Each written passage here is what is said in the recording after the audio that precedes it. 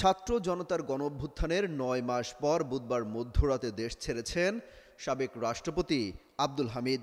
এ সময় ছেলে ও শ্যালক তার সঙ্গে ছিলেন। বুধবার দিবাগত রাত ৩টা ৫ মিনিটে তিনি শাহজালাল আন্তর্জাতিক বিমানবন্দর থেকে থাইল্যান্ডের উদ্দেশ্যে রওনা দেন। বিমানবন্দর সংশ্লিষ্ট সূত্রে এই তথ্য জানা গেছে।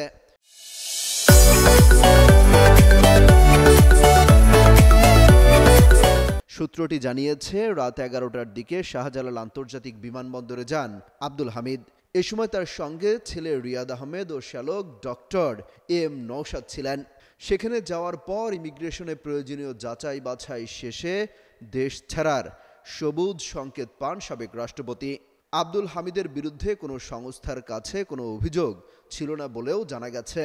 রাত ৩টা ৫ মিনিটে থাই এয়ারওয়েজের GT340 নম্বর ফ্লাইটে তারা তিনজন ব্যাংককের উদ্দেশ্যে রওনা দেন।